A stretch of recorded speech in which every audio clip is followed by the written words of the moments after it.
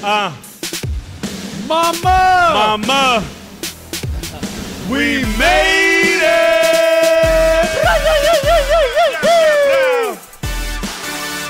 What it do, though?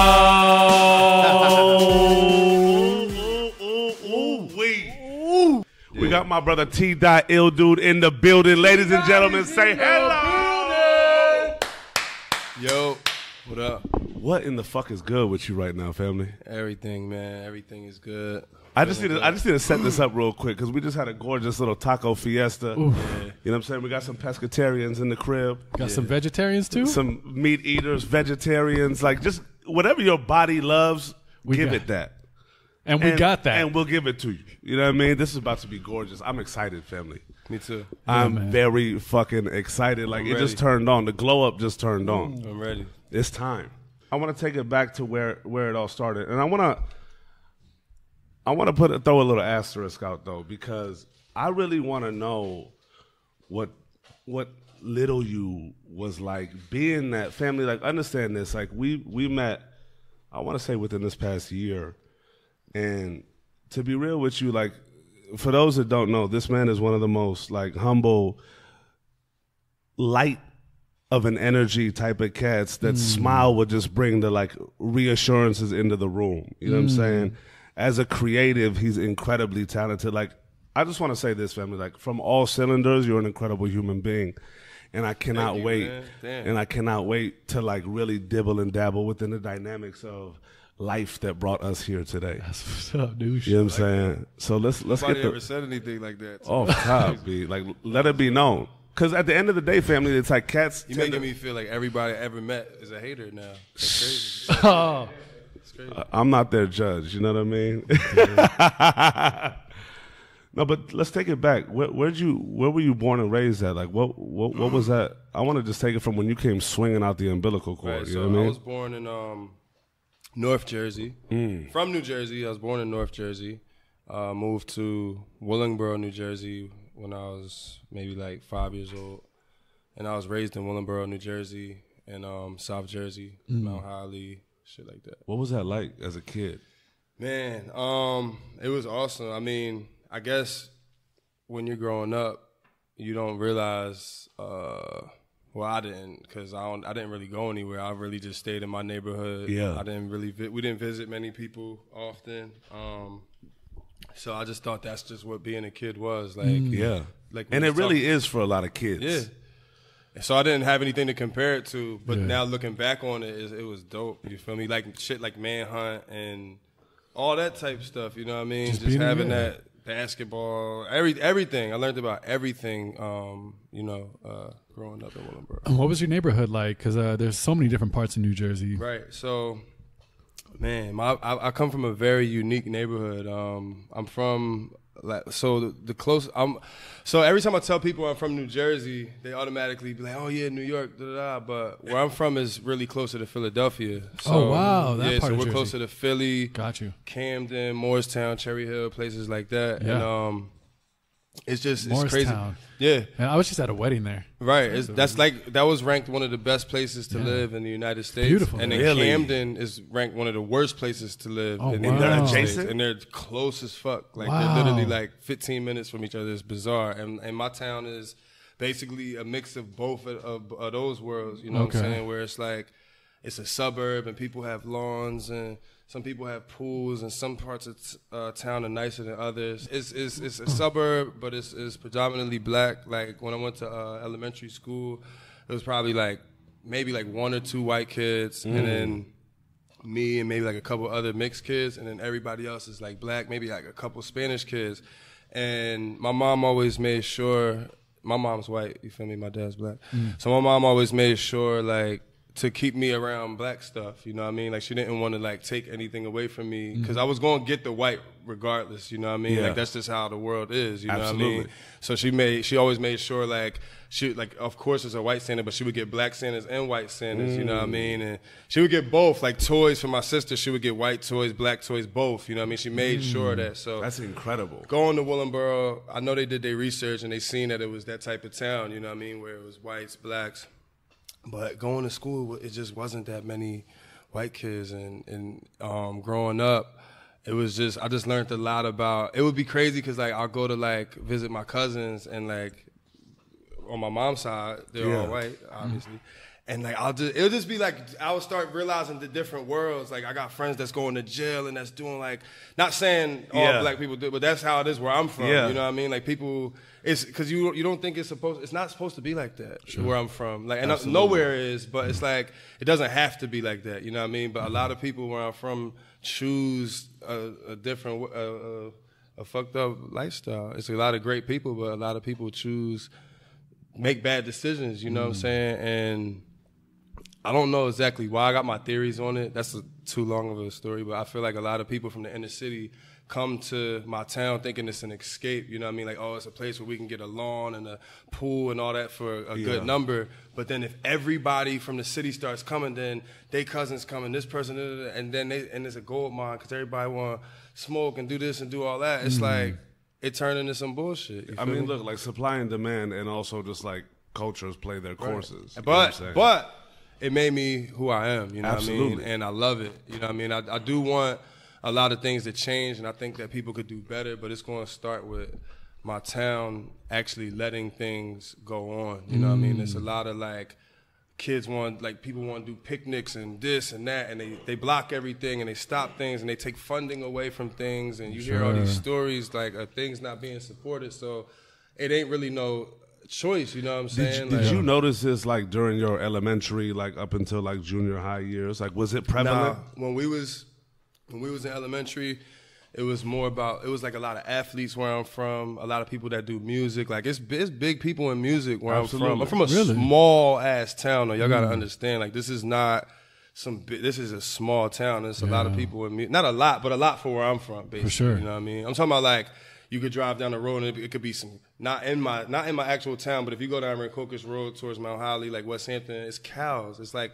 you know what I'm saying? Like it's on. That's crazy. It's literally like right in the thick of all of that, like city, urban, suburban, all that right there. Countryside. We got it all, bro. And then we got everything, like people coming from New York, people coming from Philly, Camden, all these different worlds. You know what I mean? That just creates Willingboro. You know what I'm saying? And like, growing up, it was always like who could fight the best, who could play basketball the best, who could rap the best, who could dance the best. You know what I'm saying? And that's where I get all my swag from, and all my stories and all my shit is from my town. I never, ever, like a lot of people where I'm from, when they make it to a level, they might say they from Philly. You know what I'm saying? Because it's closer. You know what I'm saying? Or they be like, you won't know where this is. Right. Like they might be from, I don't know, Burbank, but they gonna say they from LA. Somewhere else. You feel what I'm saying? For sure. No, like we gonna know where I'm from. You feel me? Because if you think I'm cool, then obviously where I'm from is cool too. You feel me? What was your like little kid dreams? Like was it sports? Was it creative? What were kind of like? I was an artist, like a painter. Really? Yeah. I had as a kid. I had a painting that hung in the. Get that. My mom still got it. Like I'll tell her to send me a flick. I'll show y'all that shit tomorrow. I'll show y'all in a little bit. But it hung in an art gallery in Moorestown actually. How old were you at the time? I was probably like 7 maybe or something like that. What it was, I made a picture and it was a reflection. It's first grade. However old you are in first grade, it was a reflection, and that was the lesson, like reflection. Whatever you draw on this side, you got to draw on the bottom, like it's or like a lake or some shit. Squiggly a little. And I did that. I draw a house with a little guy. He had a box. You know what I mean? He was brown, darker than me. You feel me? Little man, box, car, I think, and a tree or some shit. And then I drew it on the bottom, but like a little squiggly, like it was water. And that shit. They somehow this fucking contest or this whatever the fuck you call it, the people that run the museum heard about it, and they fucking that's incredible. They hung that shit. And then my mom would take me to art class. I got like shit I done with chalk that looks like amazing. You know what I'm saying? And then what else? I would play basketball and every sport. Like my parents put me in every sport, soccer. Awesome. Except football. I was like on some. So like growing up, I didn't have no older brothers or nothing. So I was always scared of shit. And then when I would find out that it wasn't that bad, like I would have this like, it was like I guess a freedom I would get. You know what I'm saying? Like if I was about to get into a fist fight, and like I'm thinking like it's about to be bad, and that person hit you with that first punch. And you're like, what? Like, that's it. And then you just snap, you know what I'm saying? Yeah. Start doing right. You start getting fancy. You build this confidence. And I feel like that's how everything in life is. Discovery. Like once you realize, like, you know, like, damn, it wasn't even that bad. Like, I recently I don't mean to get off topic, but. Get off topic. I recently just went to Europe, and I was so shook to get on the flight, you know what I'm saying? I'm like asking people for this shit so I could, you know what I mean? Like different shit so I could go to sleep. Can I just wake up there? Like oh, just because it's the long flight. Yeah, so I'm shook. And then I did it. And going there, I was shook. And I did the thing that made me wake up there. And I woke up there. I went to sleep in LA. I woke up like, I woke up there. But on the way back, I didn't do it because I just was like, it's not that bad at that point. Somehow, I was asleep basically the whole time, but somehow I got over it. Yeah, you made it. And now I'll do it anytime, you know what I mean? Incredible. And I don't know. I always get that feeling from, because I would be timid of a lot of shit when I was real younger, like 7, 8, 9, 10. Yeah. Till I got to like elementary school, and like my niche was like, I was a jokester. Like I was good as fuck at clowning motherfuckers. You feel me? Like that's my shit. And were you getting clowned on as well, and it like became just that defense that I think that was just not really like the town I'm from is especially like when we was growing up, it was all fights. Like that's really? Everybody. This was like fist fights after school. Like we went to this school called Memorial, and literally every day after school was a fight every single day. Like that was the shit. Like motherfuckers is rumbling, and so I wasn't trying to fucking rumble or get fucked up every day. So my shit, I had to be for something. My shit was jokes. You feel me? No, for real, real shit. I feel that. Yeah. You know what I mean? It was real shit. Like it was. It's crazy because when I was a young kid, like I was an athletic fat kid, right? But like with just like sinister words, you know what I mean? Like because like, when you have them thrown at you so much, and then you just kind of build this like just verbal like. I guess assault, if you will, it just becomes ingrained in you. It was like certain people was like super good athletes where I'm from too. Like Carl Lewis where I'm from. Like there's a few different like people in the league. That's where I'm from.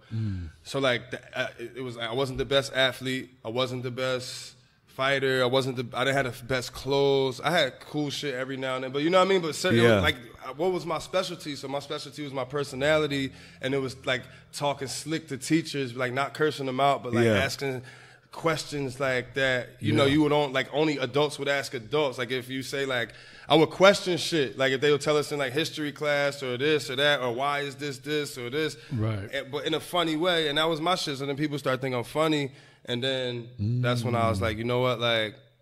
Start freestyling here and there, you know what I mean? And it got me interested in some rap shit, you feel me? Just like interesting. in my head, you know what I mean? Funny shit. And one day I was at my boy's house, and this goes to back to my squad. I was at my boy's house, and he's How old were you at that time? Right now, at this time I'm like probably like 13. He's put beats on. He don't even tell me anything though. Like I just come to his house, he puts beats on. And he just sit down and he's just writing, and I'm like, what are you like? What you doing? I really didn't know what he was doing at all. I had no idea what he was doing, and he was like, yeah, I'm writing some rap. I'm writing bars. I'm writing a rap, and I was like, damn. I don't know. I remember I was like, let me try. So I'm writing my shit, and I'm just fucking with it, and that's what got me started rapping. Like he was so good. His name is Big Rod. Like he was so good. At the time, he still is crazy now, but like at the time, it was just like, it was so crazy because this shit was smooth. Like I just didn't understand how to like make like the words go together so smoothly with the voice and everything. He had that shit. You feel me? Off top. And like I'm just like, damn, like you know what I mean? So I started. Was it the environment at school also where cats like during lunch or during recess, during all that, were just like ciphering? Was it? Nah, it wasn't even like that. It was more like literally like I wanted a thing. I wanted something. I wanted my thing. You know what I mean? You were good with your words. So that was my thing. Yeah, that was my thing. Like I was outgoing. I love that. After I got out my shy shit, you feel me, from a small child, but like when I started hitting a teenager, like 7th, 8th, you know what I mean? To high school, I was uncontrollable. I started turning into like some shit, you know what I mean? Like I started realizing like, oh man, nigga, there we go. Crazy. You feel me? So like, but yeah, it was my words, and like we would go to parties and people would rap, and the thing for me, man, I never was a hater, you know what I mean? Like Big Rod, he would get like all the attention, and he would go rip, and he would never try to shy me of a look. Like anytime he could, oh, this my young boy, he go crazy, you know what I mean? Pass me the mic, and we just going in, and I don't know, it just started turning into some shit, and we just made a group. You know what I mean? And we started doing a bunch of shit, and I just learned a bunch of shit from... It's crazy because, like, growing up, I guess I was a leader in my own way, but I always had, like, it was always like a leader, you know what I mean? Like somebody, like people I could just look to, you know what I mean? My boys, but, like, it's so crazy, like, for people that don't, like if you got brothers or... Yeah. Like, that shit crazy being the only child and then, like, not, you know what I mean? Yeah. You figure shit out, basic shit you figure out. I mean, it becomes either figure out from your parents if they got it like that, crazy, or bro. your friends, the right? cats you kick it with, Yeah. right? Your friends Like, in shit that that- moment. Shit that niggas ain't have to figure out, I had to figure out. You feel what I'm saying? Like what? Simple shit, just everything, really. I figured out from friends and shit. Yeah. Everything. I didn't figure out... From like the older sibling, yeah. I figured out from motherfucker that like might make fun of me for not knowing, like, oh, you don't know that, Offside. or this or that. That's how I had to figure out certain shit, or maybe not even that. Maybe just in an awkward way, you want to ask a certain question and you just can't. Absolutely. You don't want to seem like you don't know, like Absolutely. you know what I mean? It's crazy, and especially as kids, we're like, damn, like I'm gonna look stupid not knowing. No. So what I would do, I would just sit back. I would do me, but I would watch. I would let people lead. You know what I mean? And until now, current time, I'm a leader now. You feel me? Like without a doubt. And it's not that I'm anybody's boss or anything like that, but people are okay taking my lead. You know what I mean? Because I consistently show that I'm not going to abuse your belief in me. You know what I mean? If you believe in me to be your leader, I'm not going to abuse that. You know what I mean? We're going to make moves. We're going to do what we got to do. You know what I'm saying? Because I show that each time, every time I go into anything I do with anybody. You know what I'm saying? So it's just the transition. You know what I'm saying? And I guess I'll speak on that just for anybody who listening, young kids, anybody who going through anything, trying to make it anywhere. It's like you got to understand the season that you in, you know what I mean, as far as like when it's time to lead, when it's time to follow, when it's time to do both. At the end of the day, it's like any individual will truly know when that time is for them. Right. Right. Like within themselves. Right. Now, whether it's a hesitation to put it out there or whether it's like a motherfucker just like is on that tip, it's time to lead, they believe that and they go out and they do that. It all really stems within us in that belief. But that I feel like that belief is an accumulation of experiences, like when it's like misses and wins all put together, where we kind of find out where we want to stand. You know what I'm saying? And I feel like that's a very developmental part of our youth. In that, you know, it's crazy when you start to think about like high school and especially high school, because that's like prepubescent stage where it's like there's a high school cool and all that. High school is when I learned who I really was. I didn't know what my life was until I went to high school. For real. No, real For real. shit. And it's crazy because, and this goes back to the beginning, to people that really might not understand a lot of shit that I'm talking about with my town and how it is. When I went to high school is the first time that I went to school with that many people from different races. You know what I'm saying? Oh, and I made a decision to go to that school. No, I didn't have a parent that was living in the Willingboro district, so it was out the picture for me to go to Willingboro High. I was heartbroken. You know what I'm saying? Because that's where all your friends went?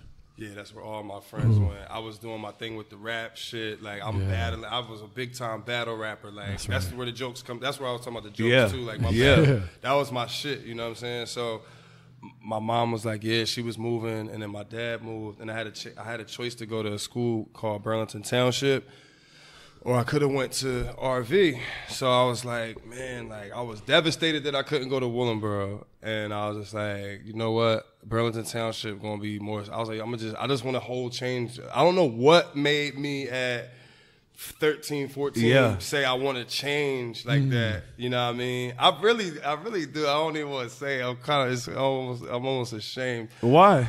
Cause I just knew that the people out there really was like. I just figured that in a town with all the white boys, they was gonna spend that bread on the weed. You feel me? Like, and that was a big motivation for me to want to go to that neighborhood. Cause in my neighborhood, it's different. Like, you try and do your thing. It's motherfuckers. Like, it's crazy. The stories I would tell. If I tell you all these stories, and then you go to my neighborhood, you're like, yo, he lying. You know what I mean? That's how motherfucker might feel about Compton. And I'm not comparing, I guess I am comparing, but I'm not like saying my shit is nowhere near as bad as Compton or nothing. But it's like if you go, you see it, it's like, oh, this look nice. It's like you go to certain hoods and you like, damn, like I feel, like you feel in danger just from how it looks. You know what I'm saying? Right. And like in my neighborhood, it's like, if you doing your shit, it's probably gonna be somebody try to rob you, like for sure. You know what I mean? If you selling this or you doing that, you doing shit in the street, somebody probably gonna try to rob you eventually. You know what I'm saying? And it's just a lot of different types of trouble. The cops is different, for sure. The goons is different, everything. But out there, I just felt like I was a new guy. I'm 13 though. You feel me? Like I'm a new guy. Were you an enterprising young motherfucker at that time? I was as a young man, and I'm talking about young man shit though, like a little bit, you know, like not no crazy shit. Absolutely, but like shit, no, I just got my bag to smoke like that. You know what the beauty is I just wanted to distinguish like the new ambiance as well as like opportunities being seen. Right. Because like at the same time, this not trying to make it like a big. Because if you listen to my music, I'm not a big drug dealer, trap star, rapper. I'm just saying the things that led me in the direction. But my discoveries from that was seeing, yo, it's a whole nother world. Like I'm in class with kids, right? First time I've never had, like there might be like 1 or 2 white kids in the whole 6th grade. Yeah. And there's like 4 or 5 6th grade classes. Yeah. Now I got more, it's more white kids than black. And I'm like, oh shit. And like, so like this is the first time I've ever had a white girl like me. You feel what I'm saying? Like you know what I'm saying? Like I'm white. You feel me? My mom is white. But this is the first time I've ever had a white girl like me. Absolutely. Dog. Or I ever like played basketball with so many white kids, or you know what I'm saying? That's like crazy. I'm in class with them and I'm just like, yo, it's showing me the world, what the real world is. Not because now if I always would have went to RV. It's just showing you that there's different possibilities. It's showing me opposites. It's showing me that there's this side and this side. You know what I mean? And a lot of people who grew up in that town probably don't. And if they went to Willingboro, they would be like, oh, shit, it's showing me. Yeah. You know what I mean? Absolutely. But I got both, bro. I got such a wide spectrum. And then it was just like, it just opened my mind up on some next level shit. And I'm coming back telling everybody in my town, like, yo, it's this, it's that, and they just like they can't believe it, you know what I mean? And you know what's crazy, and like this is why I enjoy it so much, is because like you start to see like the young crescendo. You know what I'm saying? Like you were a timid young kid that started to like really blossom, right? And then didn't know where his place was in terms of whether it was sports or whether it was this or whether it was that. Like you got your jump off like 7-year-old art scenario, and then there was the ballers in this, but you started to find your voice and like being able to really see things and throw it. The first thing that I got real approval on was my music, and that's what I stuck with. But that's the beauty of it, because I was scared to mess up in sports. I didn't like people yelling at me. I ain't like that. I'd rather have just I didn't like to mess up, you know what I mean? And I didn't want people yelling at me. I didn't want people depending on me. I wanted it to be like, if I mess up, it's on me, you know what I mean? Right. And so I kind of shied away. Like, I used to play sports here and there, but I just never stuck with it because I ain't like the vibe. Like, now I look back on it like, damn, like, the person I am now, and you know, I wish I would have stuck with it, but at the same time, that wasn't for me. You know what I mean? You wouldn't be this today, had you? Right, I might, and I wouldn't have stuck with the fucking sports either. So I would have been fucking Who knows? UPS or some shit. No offense to UPS, but no, I'm gonna take it through that because I was just like really like dabbling on a through line in that you started to really like find your voice, and it being like slick talk voice, but then naturally anybody that has slick talk has to be observant also. Your eyes got to really work with your mouth and your mind at the same time. Right. And then that kind of developed into somebody you looked up to at the time using that voice for rapping and just like ciphering and all that. So that it like started to develop there. Right. Right. And the music acumen and just like that ability started to blossom at that young age. Right. Now you going to this new high school, you seeing opportunities, you seeing new things that literally like you've never seen before. And they were showing me love on the music. Yeah. What was that? What was that experience like? I want to know what that experience like was twofold, right? And it touches on the fact that you can go back and be like, my man's like family, like this is right here, like this is like this, right? And they'd be like, what? Right? Is that you grew up in the community you did. You also saw how this other side of the community operated. And the craziest shit is like that's the epitome of what your area really is. Right. Is that mix. That's what this is. Pot. But like you had to like jump out from one to the other right. to like have that melty pot. You had to have residue here right. and then do backflips back. Here's another crazy dynamic though to my high school is that it was mostly a mostly white school, but there's a part of town that went to so this was a regional high school. Several towns went to the school versus like one town where I came the from. buses coming in from towns, bro. Like it was like you could leave to go to lunch. Like you had to leave to go to gym. If I show you the school, it's beautiful, like a college, like white pillars, like it's crazy. But like this is the first time I went to school with kids that was in group homes. You feel me? I'm talking about like kids that been through some shit. You feel what I'm saying? Like some big shit. You feel me? Really? And then they had a part of town called the Gardens that, bro, like this shit looked like hell, bro. I'm talking about like one of the worst parts of town. And it wasn't necessarily that dangerous, but it was just like poor, you feel what I'm saying? And these kids was going to the school too, you feel what I'm saying? Oh, interesting. So the dynamic, it was still there. Absolutely. It's just different, you know what I mean? It was just a completely new world, you know what I mean? And that also opened me up. Like this is like people, moms, on drugs, and it was like that in Willingboro too. But I feel like certain things was just more out in the open and more common. This town is built more like a city. It got an actual downtown, a main street. You grew up in a small town, and then now you coming into like, and this is another small town, but that has a big ass and also system, the metropolitan like right system, right, and it's like a lot of different people that you're meeting, and you're seeing people that got money. I'm talking about and lightweight. These are like your formative years. Yeah, and this is what I'm soaking all this in.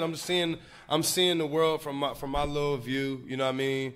And like I ain't go to college or none of that, you know what I mean? So I'm soaking it in like that. And that was good for me, you know what I mean? It just showed me different sides of things, you know what I mean? Interacting with all types of walks of life. Where was your head at during that period? Like all I cared about was getting money and rapping. That's all I cared about. I wasn't thinking about. I at that time of my life, I literally thought that I could make it like super big without leaving. Like I thought I was. Really? We was so. Well, I'll speak on myself. I was so small-minded and closed-minded at that time. I didn't. I mean, you were a kid then. Yeah. And also just a limited experience too. And I do that though. I thought I was that dude. I thought I was the man. Yeah, facts. Like nobody couldn't tell me shit at all. You know what I mean? Like no one. Like nobody. I was the man. That was it. I'll battle you. I'll write a rap about you. Bring it to school. Let everybody hear it. Like I was into that. Like that's all we did. We made raps. We smoked. We threw parties. We had our little weed. You know what I mean? Like we was on some simple shit, but that was lit. When did that change for you?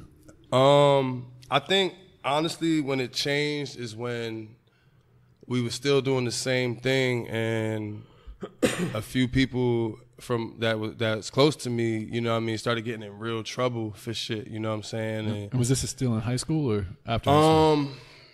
It was a little bit probably after high school. Some people during high school, but like really after high school, you know what I'm saying? Like maybe like 18, 19, you know?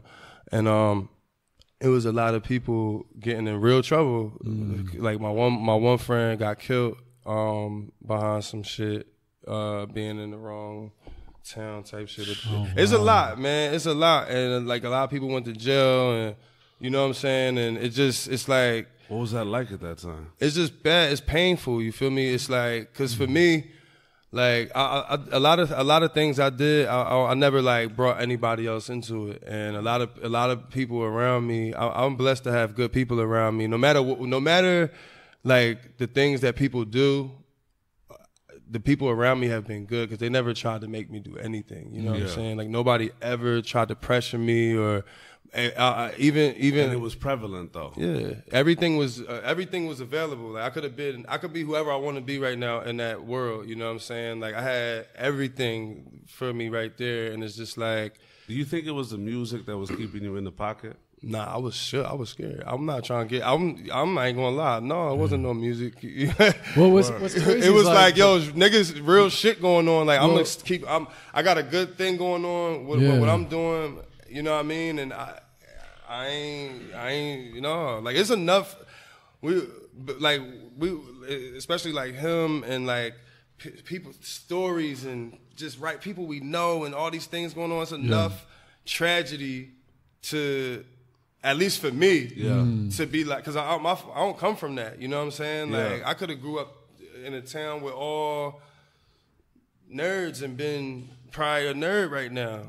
You feel what I'm saying? Like, whatever, you feel me? I don't think it's in me to want to be that, because I'm not that, you know what I mean? But it's enough tragedy to scare me away from wanting to, you know what I mean? Like, I done seen people get life. I done seen all that shit, you know what I'm saying? So it's like, I don't want that. You feel me? I don't want that for nobody, and I don't want it for me. I see how shit go, and it's enough for me. It's crazy because like during high school, thank God. But that don't be enough for a lot of people. You know what I mean? Like, well, in high school, it's such like a safe environment too. Sometimes, right? Right. Where you feel like, you know, you can be the man. You can express yourself. You can feel on insulated. Top, and you're insulated. There's like this cushion, right? The second you get out of high school and you enter the real world, shit just changes very quickly. Right. And you see that with so many people. Right. Whether it's like the star football player who's like goes in the real world is like, okay, I'm not the biggest, I'm not the fastest. I'm like, there's adults that are like way better than me. There's little trappers that have just like big ambitions. Right. Yeah. And you know what I'm saying? That's all it is. That's all it ever was little niggas trying to get a couple dollars and off top, thinking that. All right, we riding to Philly. We save enough. Like growing up where I'm from, like it would be like a lot of scams and just quick money grabs, and then we'll go buy Coogis and Tims, and that was, you know what I mean. We just wanted to be the man instant in that moment. You know what I'm saying? By any means necessary. Just get it, be the man, and that's it. You know what I'm saying? And eventually, like. Shit just started wearing out. Like the place we used to hang out, like ain't nobody really want to go no more. Like my one homie, he would get locked up, and then like his house would be like the meetup spot. Like nobody ain't even live in Willingboro no more, and he locked up, so it's like no point for nobody to even meet up. And then niggas just started growing up, you know what I mean? And that's what it is. It's growing up, man. Just getting out of it and really. That's the cycle of life. Yeah. So. That's really what it boiled down to, though. How long did it take before you were just like, you know what, like I got to shift, and like what was that shift? I think I was always shifting. I ain't even gonna say shift because I wasn't never in no crazy shit like that. Yeah. Anything I ever got in was with somebody else. You know what I'm saying? Except for making my little bread, but I don't look at that as a bad thing because that's some old government shit. For sure. You know what I mean? I was always trying to get this bread. You know what I mean? I wasn't trying to rob people. I wasn't trying to scam people. Yeah. I might have took advantage of certain, like, oh, I know you're afraid. I know you're afraid to come to this neighborhood and buy weed and it costs $50 here. I'm gonna charge you $150. I'm gonna charge you an extra $100. Yeah. But you know you're not about to get robbed. You know it's gonna be on. Like you know what I mean? Like I'm a businessman. I was on some business shit. Yeah. Small little business shit. But in that realm, the business shit can get tricky. Yeah. Right. But I kept everything to myself. You know what I mean? And I had my little run-ins here and there. You know what I'm saying? But I could sit here today and say like, you know, I learned a lot and. I want to ask you, like, in especially, I feel like a lot of us in those years of our lives are really thinking about, like, what our legacy is going to be. You know what I'm saying? Like, when we in that, like, graduate high school, like, when we start becoming, like, men. I didn't think about that. No. I never think. I just start thinking about shit like that now. Like, what's my legacy? What am I going to leave here? Even from the standpoint of what mark do I want to, like, what do I want to do type shit. It would just floss up. I know that sounds fucked up. No, off top, that's real. When high school, but that's real. When high school ends, like I was in high school, I was popping pills. I was on some shit in high school. You feel what I'm saying? Well, right after high school, you know what I mean? Like when I graduated high school, I wasn't thinking about college at all. I was thinking like, yo, I'm about to set up shop. I'm about to get these pounds. I'm about to do this. Oh, wow. About to do this. Like that's what I was thinking when I got out of high school. You know what I mean? We throwing big ass parties. We was on some.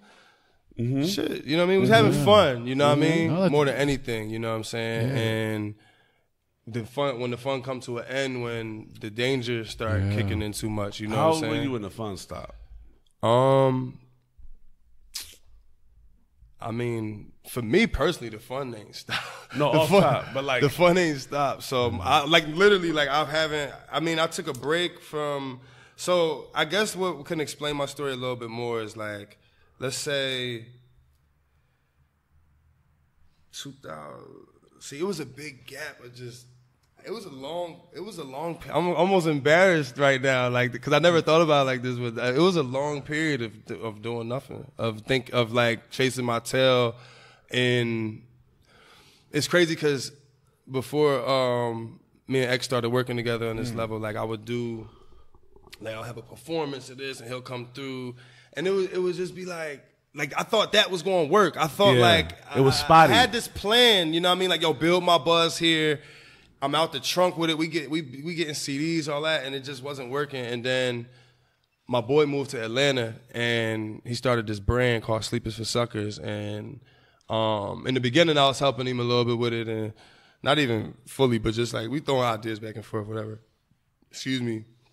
So then he takes it to like a whole nother level. Like he on some shit, and he opens up some kiosk in the mall, and I'm like, you know what? I need to change the scenery. I'm gonna just go. Like I packed up my little shit that I had from my mom's house, and I drove to Atlanta. How old were you at that time? I was like 24, I think 24. Word. So I'll go and. I was lost. I thought I was like, I didn't know what was going on really. I was just trying to like get somewhere new, you know what I'm saying? Meet some new people. And I know it was a job for me, you know what I mean? And on top of that, I was making a small amount of bread, and he wasn't like charging me for rent or nothing. He's like, yo, like we was having a blast, you know what I mean? Still. So I go, and then I stayed. I loved it. I had a great time, but it's these magical moments in my life that I don't know how, but I just come to reality with myself, like, yo, this ain't working, or this is working, or do this, or don't do this. And I just came to the point where I was like, yo, this ain't working. Like I'm making a couple dollars, but I'm not doing what I came here. What I planned on doing when I came to Atlanta, it didn't happen. You know what I mean? Like get hella placements, writing songs and selling beats and get like meeting. Were you like looking back at that self, right? Were you putting in that work on that creative level at that time to justify that also? Yeah, I was. I mean, as much as I knew how, like creatively, I was going in. Yeah. Like I was making hella songs. I had hella beats. I had everything, bro. I had other people's beats. I had songs written. I had my own songs. I had albums on top of albums, ideas. Anybody wanted to meet up with me, I'm meeting up. I'm doing everything. So it just wasn't. And I applied that same hustle when I got to LA, and that shit worked. You know what I mean? That shit was like, all right, like we gonna work this time. And you know that. I mean, I guess we'll get into that in a few. Absolutely. Jump right to that. But yeah, so that's how the journey went though. Like a long gap in between, I feel like was just. I guess I learned a lot, but it was time flying. It was just I don't even. It was just life. It was just life. Know what I learned in that time from like in like my 20s basically. I learned all about. It might sound stupid. I learned my voice. Like I learned like how to like record. I learned stupid shit, but it's not really that's stupid. Real shit. That's real shit. Yeah, that's all I was. It's the foundation. It's building the foundation, man. Cause it was times where I wouldn't even go outside no more, bro. Like if you wanted to see me, you had to come to my crib. You know what I'm saying? Like I just didn't. Even if I wasn't, I just didn't want to go out. I was like, I'm over it. Cause I've been to Atlanta, I've been to Vegas, I've been to Miami, I've been to all these places. Trying to pop off.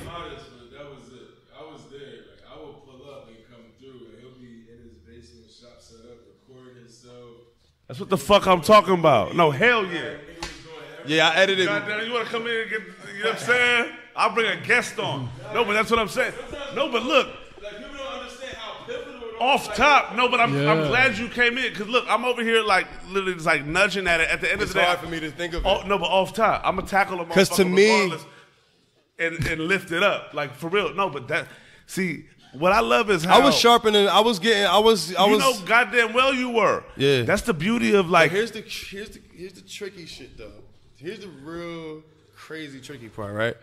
So the reason I moved to LA wasn't to be an artist. You know what I mean? I feel like I kind of I didn't give up on the artist shit. I just put it to the back because other shit was working. I want to take it back there real quick. Okay. Though, because, you know, and at the same time, understand this. At the end of the day, this whole shit is bigger than all of us. Right. It's for them. Right. It's not for us. Yeah, that's why I'm speaking the way I'm speaking, because I'm trying to inspire. I'm talking to some people. I'm not trying to flex. Like, I'm trying to really like but look, help somebody else. Dog, where you want to flex the fuck out. Right. Where you want to reminisce the fuck out. Right. Where you want to like be in a doldrum about a fucking void of stagnation, be in a doldrum. I'll Tweedledum with you. You know what I'm saying? Like right. All ranges of all of that are gonna be touched. It's actually brilliant for me to see that, like, honesty in you of like, damn, dog, like these years, like, wait, what? Like, how would I express this? Right. And sometimes they don't need expression in that type of regard. Right. But then when we also talking about the process, right? You got X who's probably been like in the picture, seeing it from the background, is where he is today because he's where he was then. Fact. Right? Type of scenarios. But during these stages, we still have this shit going through our head. It's like, am I going to be over here trying to function, get some money? Am I going to put myself in a position musically and creatively with cats that I feel like I'm elevating with? Or am I just in a scenario where I feel like I'm just fucking pressing buttons feeling like a retard? Right. And is that going to reach a point in my life where I'm going to say I'm not going to feel like a retard and I'm going to ask those stupid questions that end up being really pivotal fucking questions in our lives when we feel like we're being an idiot for asking and we end up knowing, which 75% of people these days want to act like, oh yeah, I know that, and never know. Right. When the quote-unquote idiot would be like, oh, what's that? And they're like, wait, what the fuck? You don't know? No, what is that? It's this. Da-da-da. They get ripped on for a day, but now they know. Right. And they move forward every single fucking day knowing. Right. A motherfucker doesn't know what this plug-in. Like, bro, like I was the most retarded sonically trying to listen to fucking music ever. And I was dealing with one of like the most symphonic, bubonic, lit producers, Oren Yoel, asking me questions about like, oh, dog, what about this hi-hat? And I'm just like, bro, I don't know. Right. He's like, should I open it? Like, leave it open or close? I'm like, I don't know.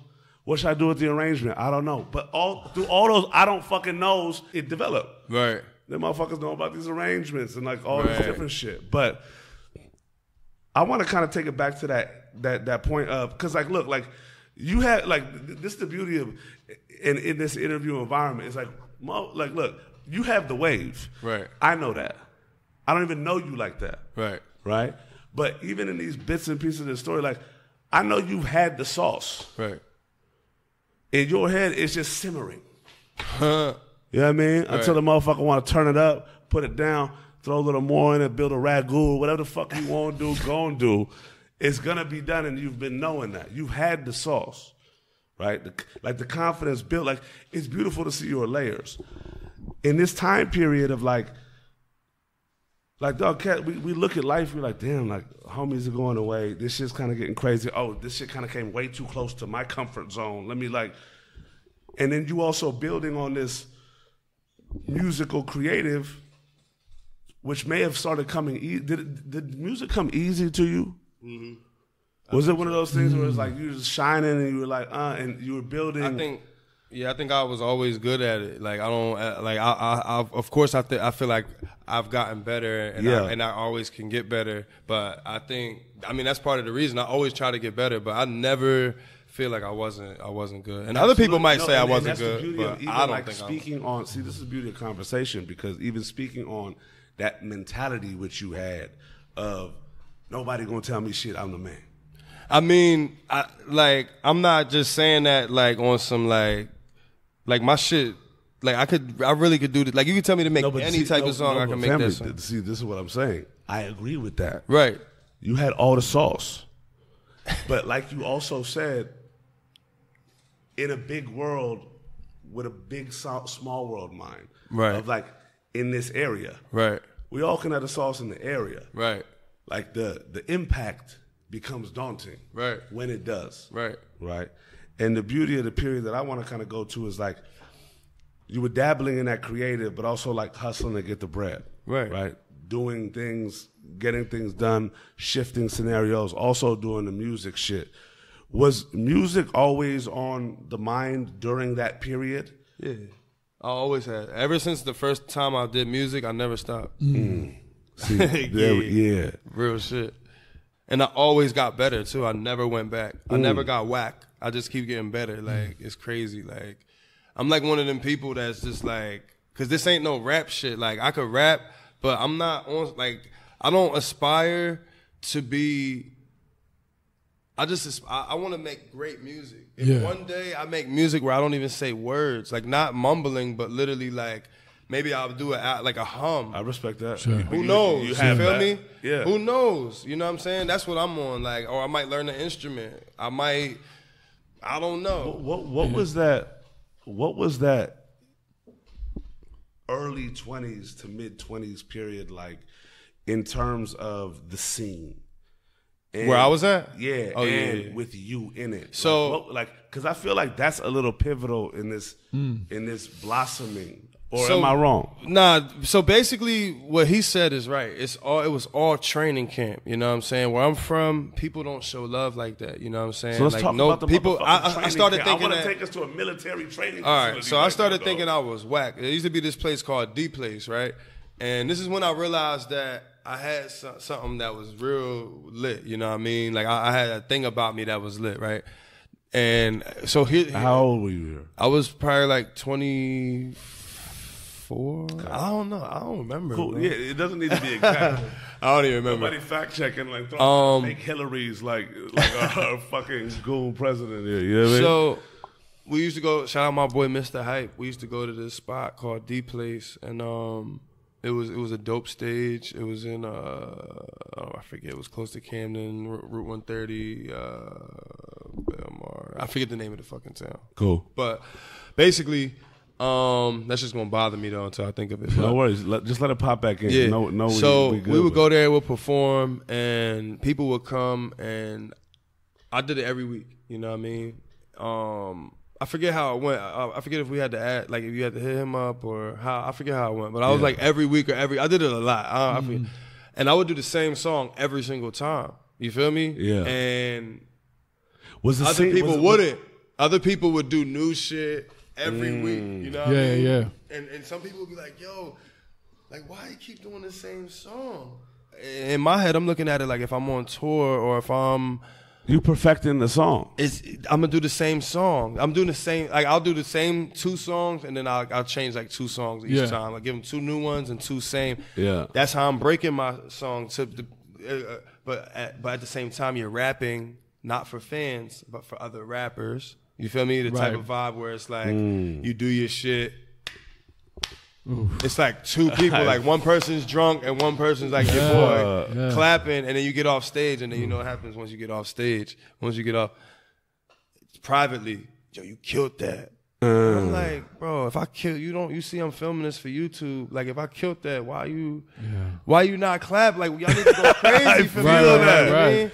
And that's the vibe where I'm from. It's like no support. Like it's no. It might be different now, but the support. It's not fair to say no support because certain people they do support. You know what I mean? Sure. Now, I'm not talking about the people the consumers, like the people that actually listen to music. I'm talking about like the DJs, the scene, the bloggers. And, I mean, that's relative in every city. But then I come here, and people showing me more love than ever, bro. Wow. Like playing my song on the radio.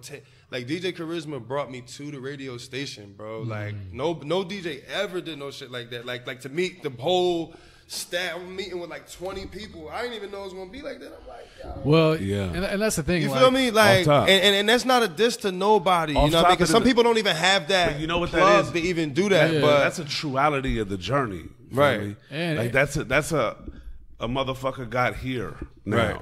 And the crazy thing about wherever here is for anybody, it's like it's all different and the same in the same degree. I gotta make a public service announcement to anybody that is listening from where I'm from. Don't base your I guess your skill level or your journey. I don't know how to explain what I'm trying to say, but don't base that on the feedback you're getting from the area. Your worth. Don't base it on that because you're worth more than that. You feel me? And I didn't realize my worth until I went somewhere that worth actually matters. You feel what I'm saying? Where I could be in the club and Chris Brown like, yeah, I know your song. I'm telling him like, yeah, this me. He like, I know. You feel me? I'm like, I got it on tape. I got it on tape. He's singing every word. You feel me? I'm shocked. I'm like, damn, this Chris Brown. You feel me? Fuck all the up and coming shit, like, you know what I mean? Because I'll be happy when up and coming niggas, anybody fucking with me. This Chris Brown, dog. Yeah. So where a nigga in my neighborhood be like, yeah, I ain't playing this shit on the radio. I ain't putting this on my mixtape. I don't even give a fuck now. You fucking lost. You lost me now. You feel what I'm saying? What was it like? And here's such a tough part, like when you're on the journey as a musician. But what was it like? I think persevering through that, realizing like, man, I'm not getting the love. I didn't. I ain't give up fully, but we'll talk about I slowed up. Yeah. And so basically, because that's a real. big part that I'm leaving out is after Atlanta, the management side of my journey is where I managed a producer. His name is Cardiac. He's like big producer in the game. You feel me? And we was childhood friends. We came up, and we was doing a lot of shit, so that was picking up for me more than my music was, as far as like financially, you know. So you were in a management capacity as well. I was, so basically like this is my friend, you feel me? So he would come to my house, he'll make beats, you know what I'm saying, and eventually like, so one day, this is a crazy story. It's crazy because this I did think about though. I thought about when this was going on, one day I'm gonna be able to look back and talk about this and say everything that happened. And I've told people this story before, but never like on record. But he I forget, something happened with Rick Ross, right? And he made a beat that Rick Ross wanted, you know what I'm saying? And he was at my crib and he was like, yo, like I gotta ask you a question, you know what I'm saying? And he was asking me, and I was like, yo, because I think the dilemma was that he got his When was this in your story? Like in the frame of like your? This is like 25. Okay. Perfect. Yeah. So he was like, so he made "Started Up" for Lloyd Banks. I don't know if you remember that song. It had like Kanye and all that on it. That's like what got his name up. And actually, this dude got the placement right here. This motherfucker right here. Incredible. Yeah, he used to work for G Unit. It's Tony G right here, y'all. Make some noise. What a dope. So basically, he had that placement, and in his head he was like, yo, like I'm working with G Unit, and Ross wanted me to make a beat, and I felt him because they was beefing at the time. You know what I mean? G-Unit and Maybach. You feel me? Ross and 50. So I was like, damn, like you should just say this and this and this. And he was like, yo, I can't. Yo, can you say it? You know what I mean? He real shy, like laid back type dude. You know what I mean? So he like, yo, can you say it? So now I'm like, whoa, like you. Look, bro, I'm just trying to get some beats, you feel me? So I'm shook now. But I'm like, fuck it, yo, let's just go do it. So literally, I'm talking about from my mom's basement, where he seen me working in there, I'm in the dungeon, cut myself off from the world. He drives me up to fucking New York, bro. We walk in, Rick Ross is there, all this. This is the first time I ever really even been around a celebrity, dog. I'm fucking shook, bro. Like, I'm shook. They passed me the gas. I smoke dirt, bro, at this point in my life. Like, I'm smoking Reggie weed. He passing me Rick Ross weed, you know what I'm saying? Like real weed, you feel me? I'm just like, oh my gosh, I'm high. I'm just like, yo, this is not happening. I think Busta Rhymes came through, DJ Khaled, it got crazy. And eventually, like, and they're playing, like, you know, they're playing Meek Mill, Tupac's Back, bro. And it was like the first time I heard it, and Ross is in there like, yo, Meek Mill gonna be the biggest street nigga in the world. It was crazy, dog. I remember all this shit. It was a crazy time. And us being from Willingboro, New Jersey, Philly right there, we like, man, you know what I mean? And so later on that day, we have our meeting, and basically my whole thing was just saying like, yo, like if we work together, like this is how scared we were. We're like, yo, is it cool like if he makes beats for, this is how we don't even understand the business. We're like, it's like a video, as hell. It's like a villain and superheroes. Like, is it okay if we make beats for 50 Cent and you? And the dude, we didn't even meet with Rick Ross. We met with Spiff. He's like, yeah, dog. Like, you know what I mean? We ain't tripping off that. And we meet with me and Carter like, all right, cool. You know what I mean? When in all actuality, it wasn't even a thing. You know what I mean? Because they was trying to do a situation with him. Fast forward, doing all that with him, like going from like fucking open mics and shit to like being around like he took me to like Fabulous House before and like you know what I mean, like Fab listening to my shit, my hooks, because I'm still doing my hooks and all that. Like I'm still getting creative, but I'm just not. And it was on me. Like I wasn't even like pushing my artist shit because I'm like, man, fuck that. Like I'm seeing him get this money off making beats. I'm like, look, I'm gonna try to get me some place. Like let's do this shit. You feel me? So that's really where my head was at a lot too. But I still was making hella songs though. You know what I'm saying? A lot. I was making a lot of songs. It's the hustle in you though. Right. And that's where it was. So I just adapted. So I was always doing the music. I just fell back off my artist shit a little bit. And so we came to LA. Me and Cartier came to LA just on some like we loved LA. We would always go to the BMI Awards and all that. Sure. And like the first time we came here, I think he came here before me actually. And he was like, yo, it's crazy. Like, he just like, yo, bro, like, it's different. So I'm like, fuck that. I finally, because I think I didn't even want to go. I was like, I ain't had no bread or something crazy. Finally, I'm like, fuck it, I go. I'm loving it, bro. I think I came like 2 or 3 more times. And then me and him was just like, we getting a little money, like not nothing crazy, but like, I'm living at home. You know what I mean? I'm getting 5 bands here. I might get like 15 bands for this. I'm like, this is the most money I've ever had. So at that point, I'm like, I'm not even thinking about no weed, selling no weed, or none of that shit, dog. I ain't dumb, you feel me? Like, I'm like, I ain't never made this much money at once, ever, you know what I'm saying? So fuck all that shit, you know what I'm saying? I'm focused on this. This is what we doing, you feel me? And so we went to LA to really give ourselves a vacation, because like we just working in the basement, like no fun. Nothing's fun to us no more. We've been to LA too many times. How could going out in Philly be fun? How could going to Cherry Hill, Top Dogs, how could that be fun to me when I just spent a week in Vegas? I've seen too much. This is not fun. Disgusted living here now. You feel me? Like I'm fucking I hate it now. You know what I mean? Love the people, but hate the fucking place to death, bro. Like fuck that place. You know what I mean? That's how I felt. Sure. And we was like, fuck it, yo. We came to LA for a month, and then the month turned into 2 months, and then so there's a producer that we signed named Critical, and he made a beat for I forget who he made a beat for, but the lady who wrote the words, who the fuck did he make a beat for? Kelly Rowland, that's who it was. Kelly Rowland and Fab sang a song. I don't even know if the song ever came out, but Makiba Riddick, she wrote the words for Kelly Rowland, and she flew Critical to LA. So me, him, and X, who manages Critical, I don't even think X was on my management at the time. We all go. I'm straight manager though. Like I'm not coming on no artist shit or nothing. Like I got hooks though. You feel me? I got hooks and songs written, but mostly hooks though on dope ass beats. You know what I'm saying?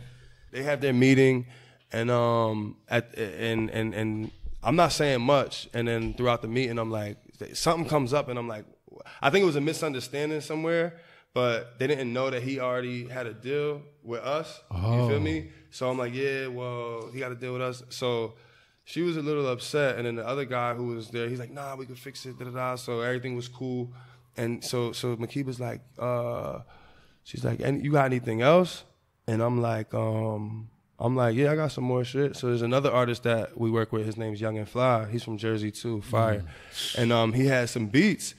And I'm starting to play the beats. We in a crazy studio too, dog. Like this, like one of the illest studios I've ever been in. I'm talking about them speakers that, you know what I mean? So everything sound crazy. I press play, the beat on, crazy. She like, we need some hip hop shit for this hip hop artist they were trying to break. And then the hook come on. I forget what hook it was, but it's me. I mean, she like, who that? I'm like, that's me. She like, all right, hold on. She stopped the music. She like, yo. She was like, hold on. So you mean to tell me you got the label? I ain't know that. You got hooks. She like, you like a young Puff Daddy or some shit. Like, she like, you really doing your shit. You feel what I'm saying? She like, yo, come back tomorrow and I want to hear your catalog or whatever. So I'm like, all right, bet. Come back the next day. She listening to all my shit. She like, I ain't really fucking with the verses, but these hooks, you got some melodies, you know what I'm saying? Like, these hooks is crazy. I want you to start writing with me, like start writing some songs with me and all that. So I'm like, all right. And now, mind you, I don't know if y'all know who she is, but she wrote like Love and War for Tamar Braxton. She wrote, I think she wrote Upgrade You for Beyonce. She wrote Live Your Life hook for Rihanna, that like smashes, you know what I'm saying? Like, smash. She got like Grammys and like she on that level. Like, so I'm like, okay, like, so I'm like, this is what LA does. This is before I moved it. I'm like, this is what LA does. Yeah. So she's talking about deals and all this shit. And I'm just like, what the fuck? Like, I ain't, you know what I mean? Like, I'm just riding with them type shit. You feel me? I'm just in the building and I'm end up in a whole situation. You know what I'm saying? So fast forward, we do a situation. I moved back, you know what I'm saying? Because I was living with X. I was, we had an Airbnb for 2 months. It's supposed to be a month, end up 2 months. Then when I come back, we live with X. And I get a pub deal, you know what I'm saying? So I got a couple dollars. We can I skipped a whole lot. Hold on. Let me go back. The whole purpose of this story is to tell you how I started my new style of me, the way I do my shit now. Yeah. Cuz my old shit was all lyrics. I ain't tell y'all that. My old shit was lyrics, like, I guess like J. Cole, like hip hop shit, you know what I mean? Like really rapping, and I had some melodic hooks, you know what I mean? But I was a rapper, you know what I mean? Like really rapping. And fucking with Makiba writing the R&B joints. One night I stayed late. Nobody was there. It was me and my engineer, Garrow, and I'm writing, and I write up my first R&B song, you know what I mean? And I'm feeling brave, bro. I'm like confident. I was about to say cocky, but I wasn't because I was very respectful. Yeah. But I was fucking in my bag, bro. Like at this point, you really couldn't tell me much, bro. Like as far as like, because once she told me I was good, I'm like, hold on, the person that did this for Beyonce and that did this and wrote this told me I'm good. Nobody can tell me anything else. Man, that must have felt amazing, dude. So I wrote the song with the kid in mind, and I let her hear it. You feel me? She like, yo, this is actually pretty good. She recut it. You know what I'm saying? I still got the copy. It's like almost a prized possession, personal prized possession to me. She cut it. Then I wrote this other song. I forget how it goes. But this time I'm really singing it in my voice. I'm like going in. But my shit's all raspy and all that, and he's like a child singer, you know what I mean? So he got like a real high pitch, a young boy voice, and she hears my reference and she's like, "Yo, this is good." He goes to sing it. A couple of days later, she comes back. She's like, "T-Dot," she's like, "You a star." She's like, "You need to sing this song. Like this is a hit. This is for you." But we still gonna try. She's like, we gonna try the kid again. Then the kid even says it like, yo, I really like how T-Dot sound on this one. I think he should keep this. The kid. So then from there, that's when she really started like, yo, you fire, bro. Like your voice is crazy. You got a crazy tone. And from there, I really started paying attention. Like with my engineer, I was able to do things and try things with my voice that I never was able to do when I was in Jersey. The people that I would work around just they wasn't that advanced, you know what I mean, with the auto-tune and all these things. Because, like, if you listen to my music, I got auto-tune. You can't really tell because I don't do it to where, like, it's not a part of my style. Yeah, it's just, I use it for what it's really for. Like, if I go a little off-key, you can't tell it's on there. But, like, we got this whole formula now, and I got my own style, and it shows, you know what I'm saying? Like, if you really dig into my music, for everybody that's listening, when y'all listen to my music, you're going to learn my style, and it's unique to me, you know what I'm saying? And I created that over the last 2 years, 3 years, bro. It hasn't been that long, you know what I'm saying? So when I track my journey, I don't base it off when I first started. That was all learning and training, you know what I'm saying? I base it off where I feel like I started this, what I'm doing now, because I'm not lit off what I used to do. Right. I'm lit off this. So that other shit don't count. You feel what I'm saying? Trill shit. Your journey started when you came out the womb, though. No. But I'm saying basically. And look, the only reason I say that, I feel you. And to be honest, I'm not discrediting everything else. No, not at all. And it's not me. To be honest, when I say that, I don't have an opinion on a lack of the former or any of that. Like, yeah, it's true in these last two. Right. That's when the glow up and the confidence came. Right. But you could have never gotten there had it not been for everything that not at all to there. Facts, 100%. And it's not to take away from any of that. That's the but that's the great. That's part. why it's because that's the beauty of that. Yeah. And it's like, think back to this. Like, see, this is crazy to me, and this is the most beautiful part about this because. I'm one of the biggest fans now about this hustle of yours. Right.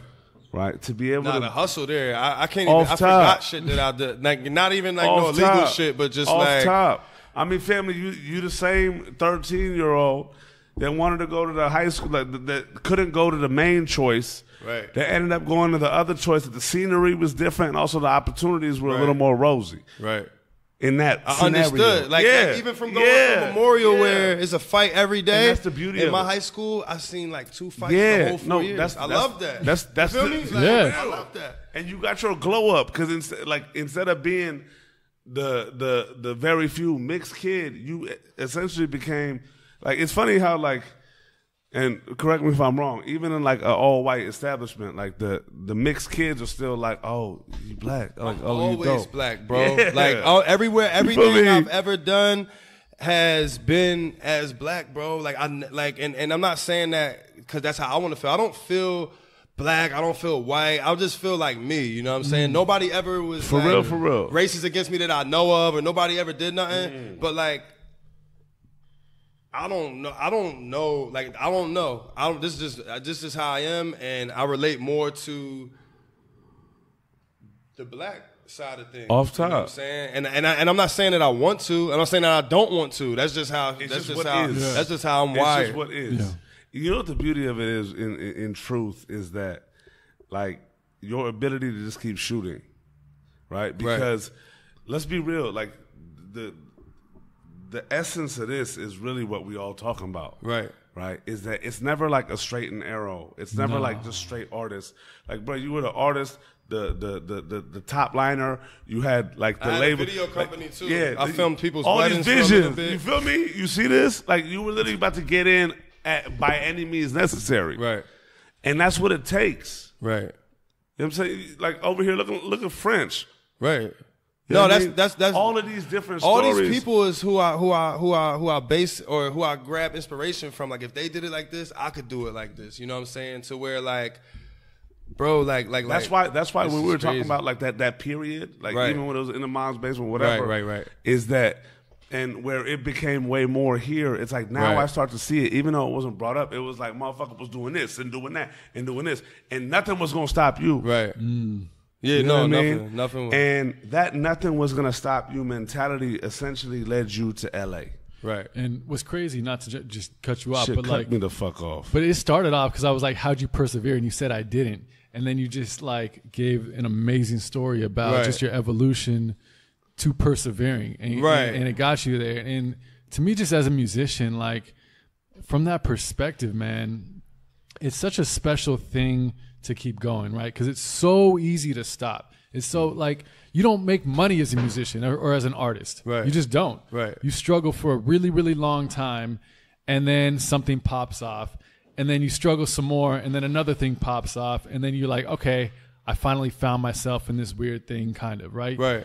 And I think that's the, like, when we come on here and we have guests talk about this, it's just nothing's linear, right? There's no just formula for this. Right. It's just surviving and figuring this shit out along the way of like what works. And I think being open enough for you to evolve and realize like what is working and understand like where you fit in and where can you carve your own lane in this. Right. And that's what it's really about, is like for people listening that want to get into this, you can't have that stubborn mindset of like, I'm just going to do me. I'm just going to do me. It's like, yeah, do you, but also like find where you fit into this. Right. And I think that it's hard, man. And I think that was one of your biggest strengths in your story. You got to be like, see, here, the thing about it is, dog, the crazy thing about all this is that I'm so unprepared, but like not, and that might not even make sense because it's like, but like, I don't, like a lot of shit y'all asking me, I don't think about. Sure. So this like one of the first times I'm really thinking about it, and I'm saying it out loud. Yeah. And then I'm thinking like, oh shit, people actually gonna hear this. But hey, most people don't though. It's like, I don't think about this shit. Look, that's the beauty of it. You know what I'm saying? When a motherfucker brings that up and brings it back, is that's the truth of this shit. Right. In a lot of areas, right? Like we all want it to seem a type of way. Right. But sometimes like, and that's it's beautiful for me because at the end of the day, dog, like it really truly comes down to whatever art form, whatever life form it is, it's like as long as a motherfucker is shooting still. Right. Right? Like you had all these different expanses of options, right? Like you have all, like you're a hustler, you're an enterpriser, you're a creative, you got a business mind. Naturally, you build a squadron around you that have very similar interests, right, and have very similar like mentalities, right? And the beauty of all of it truly is y'all are the motherfuckers that's gonna get it, right? Right? But nobody that's gotten it knew what it was when they started, right? And there's a beautiful honesty to that, yeah. Because sometimes motherfuckers don't make it that start without knowing, right? Sometimes motherfuckers make it to a degree, decide something is not what they want, right? Right. The beauty of this journey that we like in the thick of in this moment is like you kept going because, and correct me if I'm wrong, you wanted something more. Like you knew your shit, like you knew the sauce. Like I'm just still entertained. I'm still so like moving to LA and seeing life from this perspective. For like visiting is one thing, but really being in it and like being in the city and seeing how the city really, really, really loves artists and I don't just or creatives. The city respects creatives, like to a degree though. As me personally, I don't have a story I could tell. Like I guess for me, I don't put much. What's the word? Expectation. There it is. I don't have much expectation, right? Like if somebody tell me they're gonna do something, they either do it or they don't. The only people I have expectation of is him, and like one or two other people. You know what I'm saying? That's because we have a verbal agreement, contractual agreements. Like, yo, this is what we doing. We a squad. Like, we decided, like, we're a team. So those are the only people that I hold accountable. They hold me accountable. Let me ask you something. Nobody else could really disappoint me. When did your team get solidified? My team, like surrounding your creative pursuit. Yeah. So the thing about me is, I don't know. I don't. This is all shit that I just learned along the way, right? Absolutely. I've been real good at.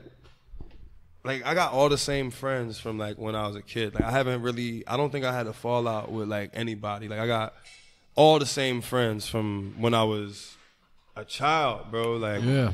And you know we don't talk every single day. You know what I'm saying? But like it's love. No one does. Yeah, you don't need to. The only people I talk to every day is the people that I work with directly, who also now have become my friends. You know what I'm saying? And it's just really like that. Like, X been around, you know what I mean? And the thing is, I don't go against the grain too much, you know what I'm saying? As far as like what's work, like if something works and something makes sense, then I'm gonna do it, you know what I'm saying? I don't hate on people. I want to see people do good, sure. and I want people around me that want to see me do good, you know what I'm saying? So like Tony came to me, I already knew who he was, and you know, basically I gave him a chance, and in his world he could say he gave me a chance, so we gave each other a chance. Awesome. And you know, it works, you know what I'm saying? Same thing with X, like he been around, and eventually it just starts to make sense, you know what I'm saying? That don't mean everybody around me is going to end up being my manager, but it just makes sense. That's the pursuit. And my other guy, Sean, I just met him just by chance, you know what I'm saying? And we just clicked, and we were friends first, and it was a while. Like I told y'all, when I was here, I wasn't pushing my music to nobody, and then like there was a show, and I was just like, fuck it, I'm gonna just do it, you know what I mean? Like I love it, I love this shit, you know what I mean? So I was like, I'm gonna do it, and he came, he's like, he didn't even know I rap type shit, you know what I mean? And he heard my song, and he was like, yo, that shit was alright. Like, it's like a movie, bro. It's like for real. So he hears it, he's like, yo, that's alright. And he's like, okay, like now, like he on some shit. Like looking back, it's like he like, yo, I got this song, I got this dude, like I can get this played, you know what I mean? And it was like a thing at one point for him to really like get my song played. Like now it's like easier because we met everybody, and you know, I put something out, and people either gonna support it or they not at this point, you know what I mean? But like back then, he's like hawk people like, yo, you gotta play this song, da da da. To where now it's easier for us to get it played because of that, you know what I'm saying? But like he just made it his thing, and that's what kind of like put him in, like, yo, this dude really like going all out, and it just starts evolving, and him and X become friends, and him and Tony, and then Tony and X, and you know what I mean? Like everybody just. Because that's enough. Like I'm just that right person, and then I attract them right people. Like I'm not going. I don't know. It's weird to even say this, but some people are like this. Like I'll get jealous if like them two hang out without me. I feel you. I don't give a fuck about none of that shit. You feel what I'm saying? Like we got like open book policy. Like yo, you want to talk? You got a beef? You got a problem? Or if you want to congratulate, you want to do whatever it is, dog, just lay it out. We don't argue. We're not going to argue in public. We're not going, you know what I'm saying, getting this shit in front of people. We won't move like that. You feel me? Our shit stay behind closed doors in the family. For sure. Shit. We don't go on Instagram. We don't do none of that goofy shit. You feel me? We do shit proper. You feel what I'm saying? So. When did it start to feel real for you once you came out to LA? Like I know that like there's the honeymoon period. Right. Then there's like the, oh shit, like I'm feeling love here and there. Oh, I'm going in this session here and there. When did it start feeling real? Like from the standpoint of like, okay, now we on. Real like in a good way, or real like, oh shit, real? Shit, what's the differences? Like real like, that's how I feel now, like, all right, shit, real. Because when, actually, let me change the question. When did you really, like when? It's lit. When was it? Yeah, it's lit. The litness. I was gonna say, when did you really start believing that it was that you were gonna make a movie, right? And that like it was your time, like because look, I feel like there's a point in an artist's trajectory where when things like this start to come together, it's because the artist truly within himself is like, it's on now. Right. And not only am I going to put the onus on myself, but I'm also going to put the onus on my squad. Right. Right. And if it's going to really win, it's going to make sense to all parties. Right. Because they have jobs to do, but they also but you also have a job to do as a creator. Everybody has their job to do, and the motherfuckers that win or when those synergies really start falling in line. You know what I mean? There's no real like formula for that. It's just when everybody starts hitting. Right. In your mind, you left Atlanta, you were doing the music, you came out to LA, you started feeling like different love, you came back, you decided to make it permanent. When was it for you that you started really like believing it and taking super onus of it. Not to say that you weren't in the past. No, I feel what you're saying. But also like it's that definitely point, a different feeling, bro. Yeah.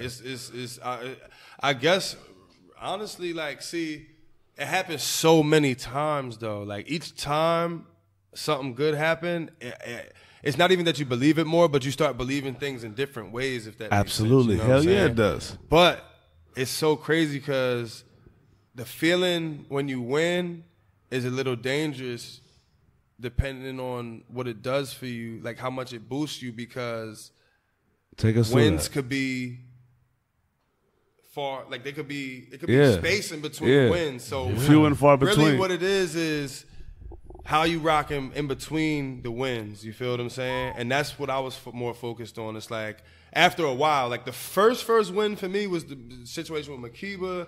I got a pub deal. I got a little check. You know what I'm saying? Like I could get my own crib. Like you know what I mean? Like I'm lit now. You feel me? Like I'm in LA. Like I'm doing me. You feel me? Like so that's when I was like, all right. So it wasn't necessarily a fame thing, because that's not some publicized shit. That's not sure. You know what I mean?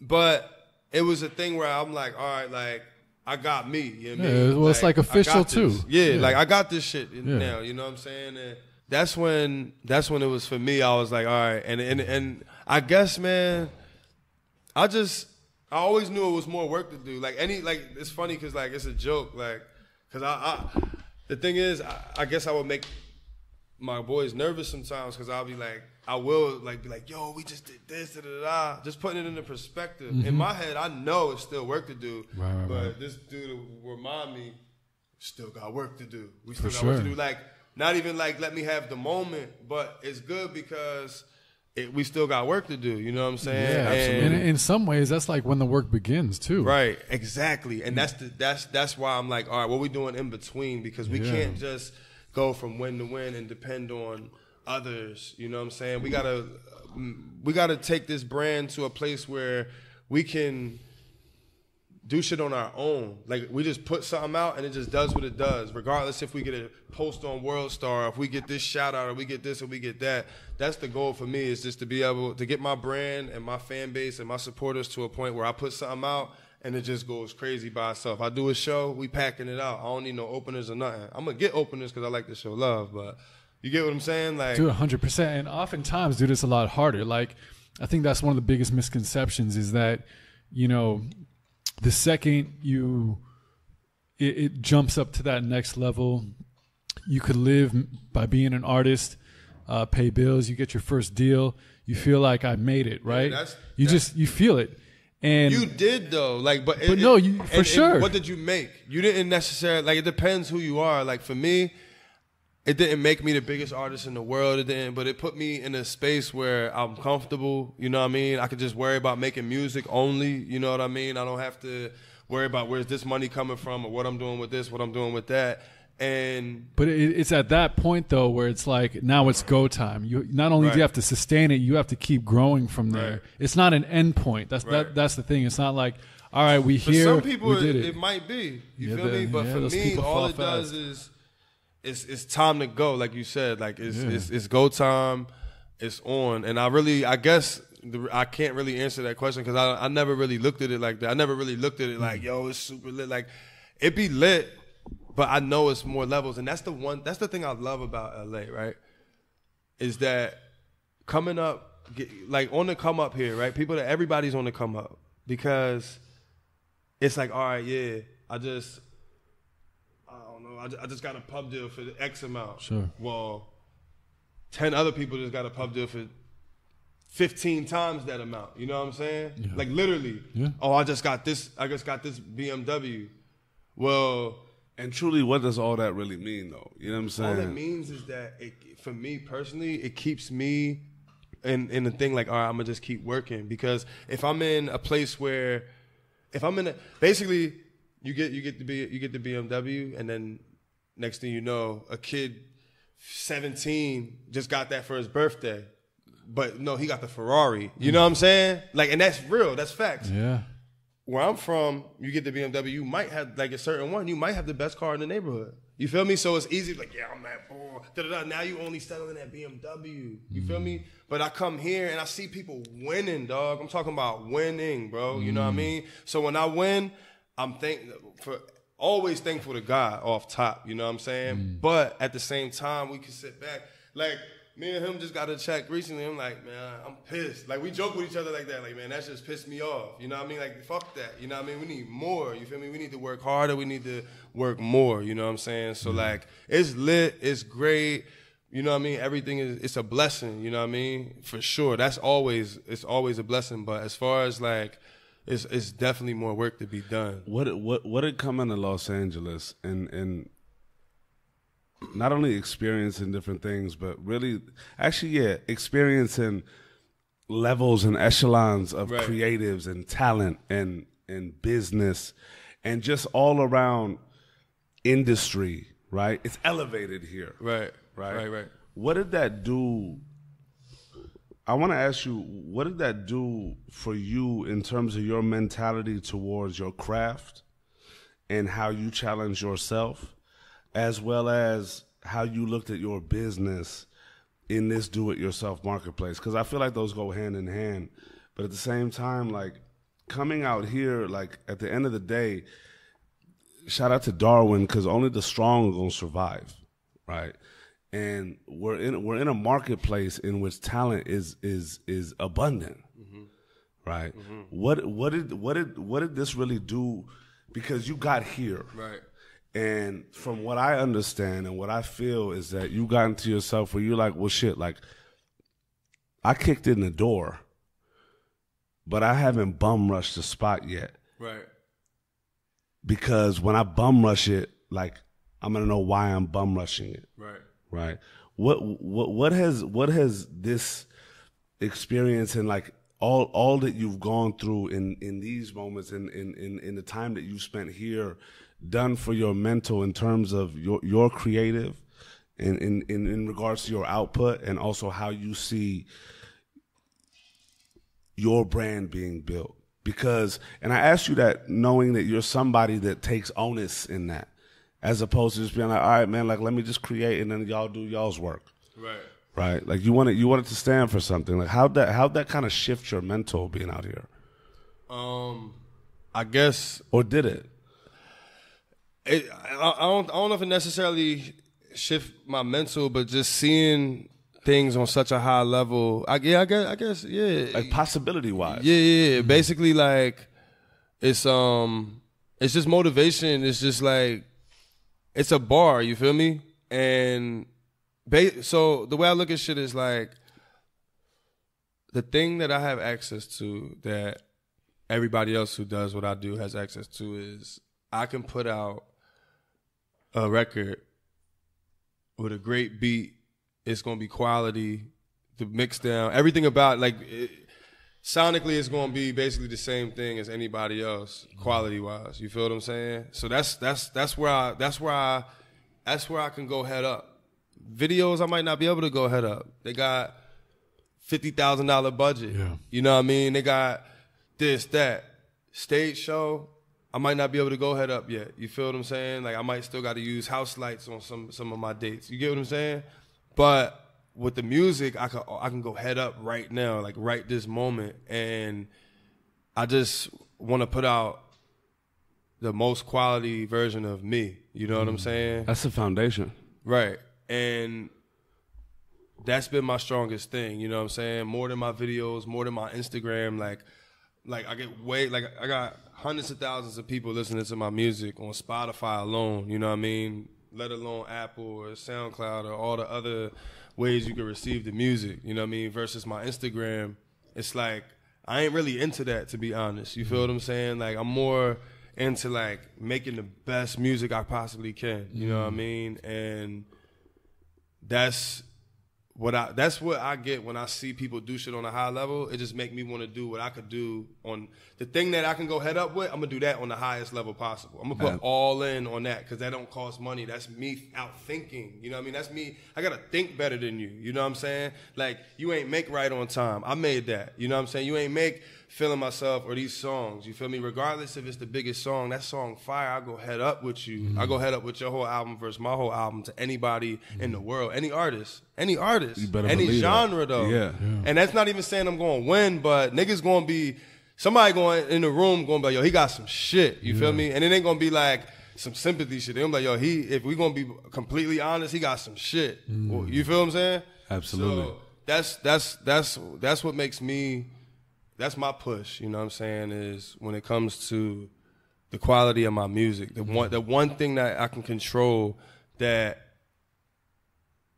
is on the same level as anybody in the world that makes music, you know what I'm saying? So 1,000,000,000%. Yeah, that's what I think about. Off top. You know what I'm saying? That's what it comes down to. I want to ask you about your experience touring. How was that for you? And what that kind of do for you in terms of just like your artist self? Man, it did a lot. It did a lot for me just in general with just patience. And you went on tour with Wale, no? Wale, yup. Just patience and just and not even that I had to have patience, but it showed me that I should have patience because like the relationship with Sean and Wale been going on for a while, you know what I mean? And we've been trying to like get something going for like a while, you know what I mean? It's been like a few years, not saying like consistently every day, but like he'll be like, yo, do you want to do this or go to the studio?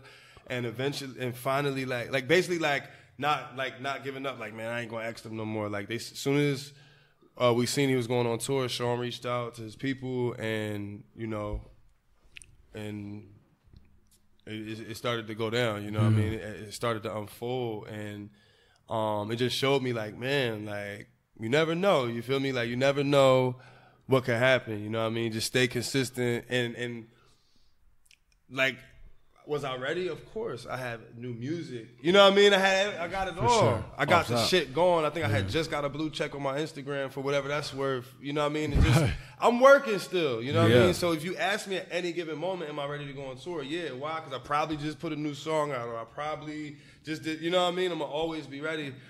And going on there, I was nervous every night. You know what I'm saying? Take us through that. Yeah. Man, so. Take us through that. So first of all, when they told us, I probably shouldn't get into all this, but I'm going to just give it to the people just straight raw because somebody needs to hear this and believe in themselves this much. So, and it's not bad, but it's basically, it was last minute for me. It was a few dates left, you know what I'm saying? Which was a lot. It was a lot of dates left, you know what I mean? I think it was like 10 or some shit. I don't remember, but it was amazing. Yeah. But there was no more budget for a supporting act, so we had to come up with the money on our own. So immediately that was a fucking panic. You feel what I'm saying? Like, and that happens. We like, yo. So something just came to me, and I was just like, man, I'm about to just really just figure this shit out somehow. You know what I'm saying? And you wanted that shit. I called a few people, and 2 people I called. My one homie. I can say that. Of course, I know Ed want me to say it because it's for his company. So if you want, you can. No, if you don't, you don't need to. Snoop's Premium Nutrients sponsored have. Done. I think the most beautiful part about that is like, shout out to this, like the constant hustle. Yeah, is that, and the beautiful point in that, like for me especially, is that you had an opportunity. It was presented, and again and again and again. Hold the fuck up. Hold on, because like I'm off top. They did crazy. I'm giving a sermon to how these niggas went crazy off top. No, you know what the beauty is let it be known. This is an opportunity presented itself yet again. Motherfuckers may not have had everything in line, or oh shit, like cats think like, oh, cats go on tour like everything's paid for. No, right? Sometimes it's a decision. Man, this happens a lot. Let this be known. Sometimes it's a decision. Can we afford this? Right. Oh shit, do we take the DJ or the live band that we all want? Oh yeah. Oh shit, we can't afford the live. But look, the deeper point is, decisions had to be made. Yeah, bro. But this is reality, and we got it done. 10 dates came up. That's monstrous. And not to mention, we had like what 5-6 days to figure it out. Like it was like. Yo, we're leaving next week type shit. The greater point here is cats were sweating bullets, but they wanted it, and they got it done. We got it right? done. And regardless of however astronomical or not it was, A, it's an experience. It was awesome.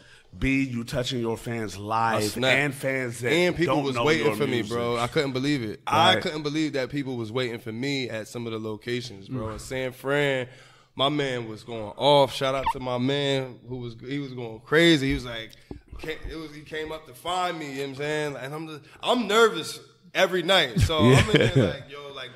That's real though. I had 5 days to wrap my head around this shit, bro. I'm losing my voice. You weren't over there rehearsing for the tour that you had coming up. It was just like, oh, word, this shit popped up. Yo. Oh, shit, wait, we don't got the funds yet? What we need to do? The first date was probably one of the worst, bro. And that could have discouraged the whole vibe for the whole tour. We was in Houston, and it was a finals game.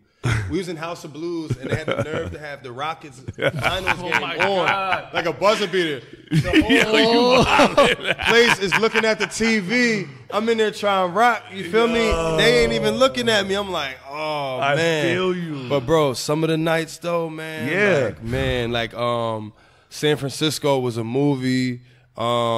Wisconsin, Minneapolis. Wisconsin was crazy. The Bay was. I love Wisconsin. The Bay was crazy. I don't even remember all the places we went. I gotta think about it. I'm on some hot shit. But it was lit, man. Like I met a lot of people out on the road, a lot of fans. I made several new fans. You know what I mean? And I went to places I thought I would never go, and I drove to a lot of these places. I got the bond with the gang. You feel me? We was eating edibles. I was scared to smoke riding through Wisconsin and all that, but I did have the edibles though. Shout out to well, I ain't gonna talk about that. But yeah, so yeah, shit was lit. And I ate good food and I had a great time. Wale was the man, you feel me, showed mad love. The whole everything. It was awesome. His whole team humble as shit. Like I made friends with a lot of them too. And it was an awesome experience, man. And I just learned to like you gotta believe in yourself for real, you goddamn man. right you do. Like, cause even if we didn't pull off getting the bread somehow, or we couldn't afford it ourselves, whatever, I wasn't like, I would never ever not try. Like that's something like where you really that's a gift though. Cause I don't never ask people for nothing, bro. So like even when I came to these people, they didn't even flinch. They was like, yeah, it's done. Yeah, what we doing? Like, you know what I'm saying? Yeah. Like easy type shit. You know what I'm saying? Like came to the shows and everything. Yeah. Like love. You know what I mean? And that's the moral of the story is believe in yourself, follow through. What's it been like going from the little kid in the city that never really went anywhere outside of the city as a youth? The town. Yeah. But it was still a wonderland. Yeah. Right? Into this new world of wonders. Right. Right. What's that been like? And how's that shaped your mind in terms of just soaking in the experience? And let's just be honest, bro. Like you grown now because of life and your experiences. Right. With all the shit that you've been soaking in. Right. Right. Just dropped this record right now. Right. Which is fucking incredible. Right. But as a human being, bro, like look, let me commend your hustle. And that's been the theme of all of this. You know what I'm saying? It's like there are very few creatives that will actually step up to the plate and do what it takes to at least put themselves in a position to win at any cost. Right. As opposed to talking about, I'll do anything. Right. Right. Because as we've seen, and in the oh shit, I didn't want to bring that up, but fuck it, we will. It's not always glorious. Right. This shit's not always like lights, camera, action. It's less than more. The shit can be, I'm embarrassed at what that was. But if a motherfucker didn't feel that, they wouldn't like have that fight to get out of that at all costs. Right. Right. With that being said, you one of the realest motherfuckers I ever met. I mean, shit, look, no, but like that's a given. But I want to ask you this. What do you want to do with it now? And what you mean? Like, where am I at right now? We know where you at right now. Right. What I'm asking you is this: everything you've accumulated, where do you want to take it now? Man, I don't know, bro. I'm trying to figure that out right now, bro. Incredible. I'm going through some shit. Not bad, but you know, you go to Tender Greens? I do. Have you noticed anything different about Tender Greens lately? I've been postmating Tender Greens lately. I haven't walked in. Have you noticed anything different about the packaging or anything? No. Well, if anybody who's listening goes to Tender Greens, you notice if you really fucks with Tender Greens like I do, you'll notice that the branding is different now. Oh, they added some new things to the menu. You feel me? That are permanent. You feel me?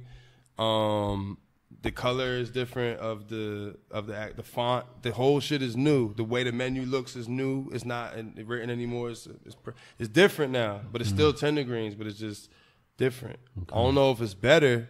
They have more options, whatever. But that's where I'm at right now. I feel like I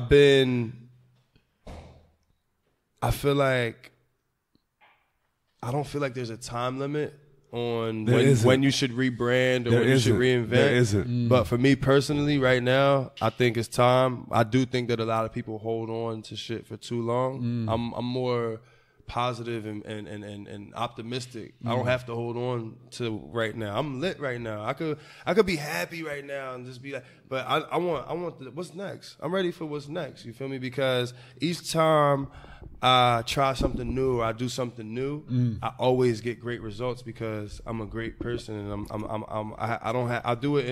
I have good intentions. You feel me? So if I reinvent, it's like some people might reinvent to become more gangster and and that, or to appear as this what they're not, or do this. I just want to just take me and get another side of me, because I'm not who I was anymore. You feel me? And that's where I'm at with it right now. So when who you say you now?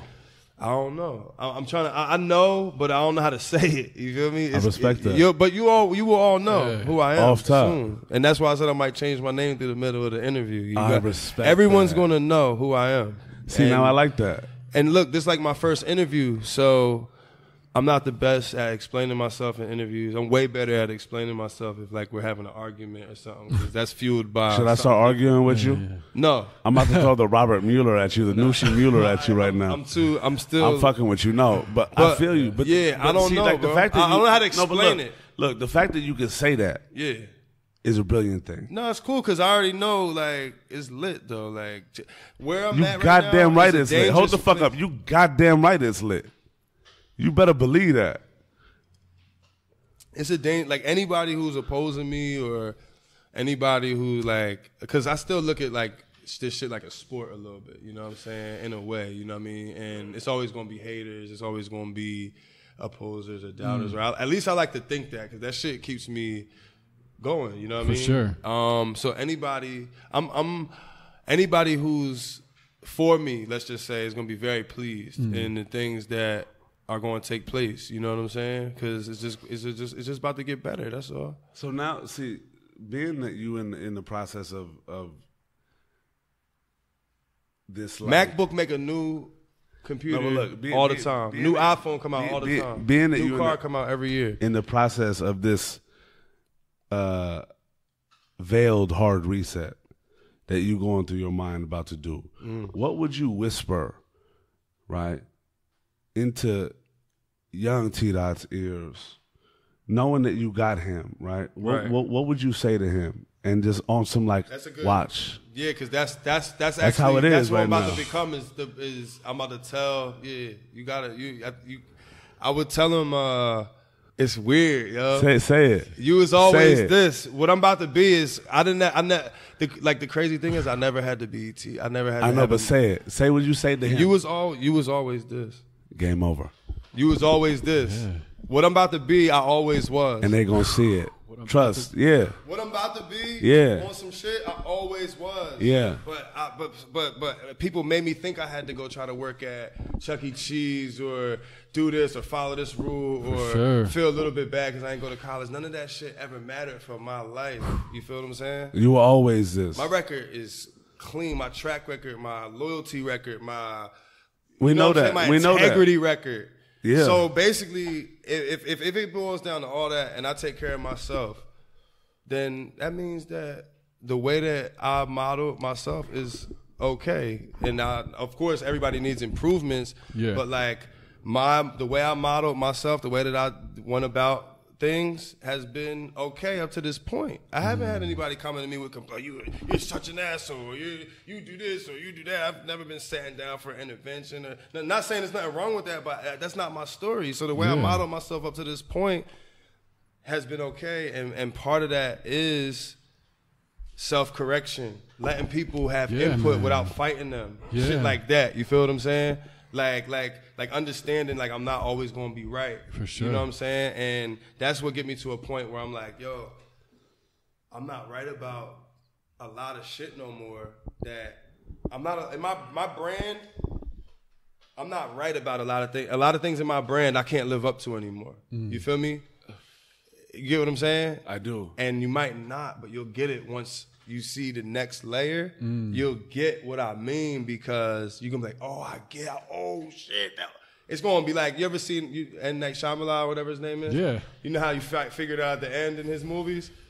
Well, the end of T-Dot Illdude, the next chapter, that's when you're going to be like, oh, I see what happened. It all makes sense. What the fuck he just did. It's going to be a vibe. I'm going to throw Nushi Scorsese in this mix. It's going to be a vibe. Right? And the name of the episode or the film is going to be, they going to see what it was meant to be. Yeah. That's it. Off top. It's know real. that. It's real, bro. Know that. It's true. This might be my last project as T-Dot Illdude. I think so. I'm gonna just say it here. Hey, I was gonna wait, but for what? It's the right time. They gonna see what it was meant to be. Yeah, we on some shit. We really on some shit. Like we on some shit. Love, and we out.